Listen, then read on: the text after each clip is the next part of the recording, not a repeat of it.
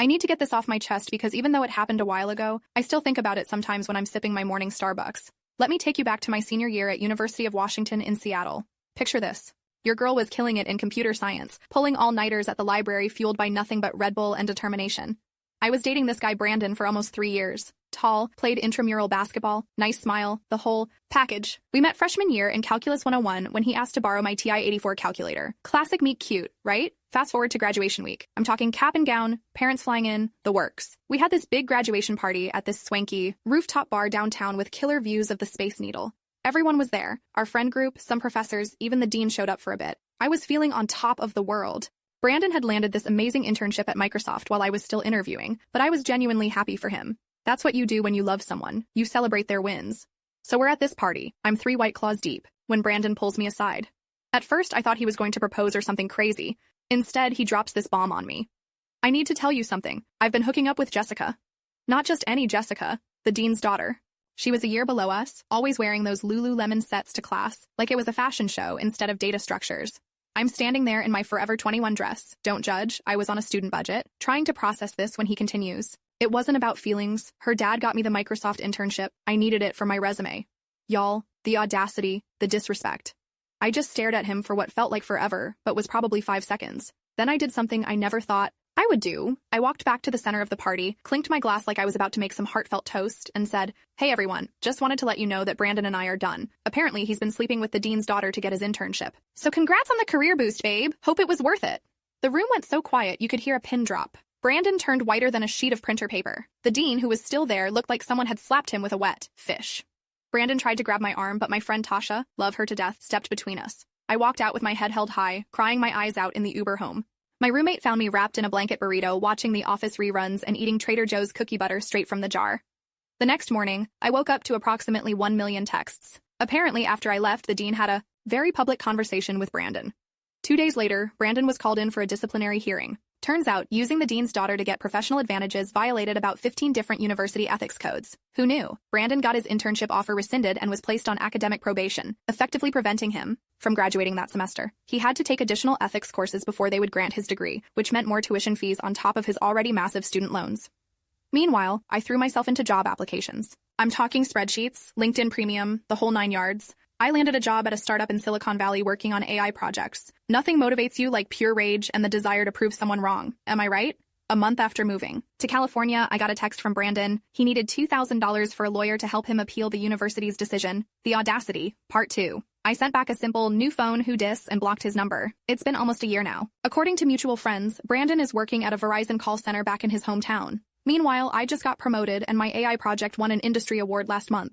Sometimes I wonder if I was too harsh. Then I remember how he looked me in the eyes and basically said my future meant nothing compared to his career ambitions. Nope, no regrets here. Anyone else have stories about exes getting their just desserts? I'm all ears, updated. Wow. I didn't expect this post to blow up like it did. Thanks for all the awards and comments. Reading through your stories of karma has been both therapeutic and wildly entertaining. Since so many of you asked for updates, grab your Doritos and settle in. After my last post, a bunch of you wanted to know more about what happened with Brandon's academic situation and whether the dean's daughter faced any consequences. Fair questions. So about a week after I blocked Brandon, my former roommate Tasha, seriously, she deserves a BFF medal, called to tell me that the university conducted a full investigation. Turns out Jessica had helped several guys get internships through her dad's connections in exchange for, well, you know, Brandon wasn't special after all, just another sucker in her little scheme. The dean was absolutely mortified. He had no idea his daughter was basically running an internship for dates operation right under his nose. He took a temporary leave of absence, which is university code for hiding from the scandal. Jessica was put on academic probation and had to do community service hours. Not exactly expelled, but her reputation was toast. Meanwhile, my life in Silicon Valley was going pretty great. My tiny apartment cost more than my parents' mortgage back in Ohio, but that's just California for ya. I was working 60-hour weeks at this startup that had Google vibes without the Google budget. You know, beanbag chairs and free La Croix, but the ping pong table was definitely from Walmart. About 3 months after I moved, I got a LinkedIn request from Brandon. The nerve of this guy. His profile said he was now a customer experience specialist at Verizon, aka call center rep. I declined that request faster than you can say, karma's a you-know-what, but here's where it gets even more wild. Last weekend, I was at this tech mixer in San Francisco, one of those networking events where everyone pretends they're not desperately trying to get hired by Meta or Apple. I'm standing there in my professional but cool blazer from Zara, making small talk about cryptocurrency with this guy who looked like a young Bill Gates, when I hear someone call my name. I turn around and No joke, it's Jessica, the dean's daughter herself, looking like she just walked out of an Instagram filter. She's working as a brand ambassador for some energy drink company and was there handing out samples. The conversation went something like this. Jessica: OMG, I thought that was you. How are you? Me, nearly choking on my complimentary champagne.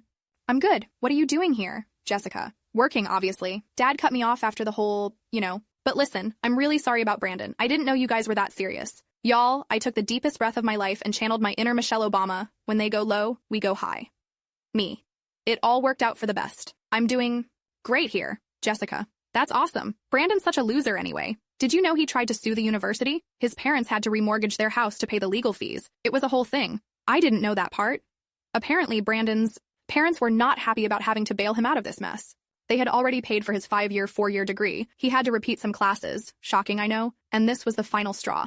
Speaking of family drama, my mom called me last week all excited because she ran into Brandon's mom at Target, back home. Brandon's mom tried to act like he was thriving, saying he had found his calling in telecommunications and was taking a break from tech to explore other interests. My mom, bless her heart, just smiled and showed her the Instagram post of me accepting my industry award. Not petty at all, Mom. On the career front, things just keep getting better. My startup got acquired by a larger tech company, which means I got a sweet little bundle of stock options and a fancy new job title. Your girl is now officially a senior AI solutions architect, which sounds way cooler than what I actually do, mostly debugging other people's code and making PowerPoints look pretty. Oh, and I started dating again. Met this guy Austin at a coffee shop near my apartment. Very rom-com, I know. He's a UX designer who makes his own kombucha and has an adorable golden retriever named Pixel. On our third date, he asked about my ex, and I gave him the abbreviated version of the Brandon saga. His response? Sounds like that dude confused networking with not working. I died. Last month, I had to go back to Seattle for a conference. Part of me was nervous about potentially running into Brandon, but Seattle's big enough that the chances were slim. Still, I found myself scanning crowds like I was in some spy movie.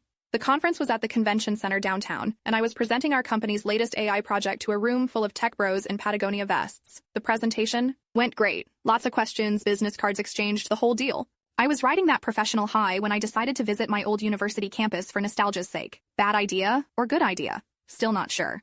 I was walking past the computer science building when I literally bumped into one of my former professors. He recognized me immediately, probably because of my very unique pink streak in my hair. Some things never change, and insisted I come see how they've renovated the AI lab.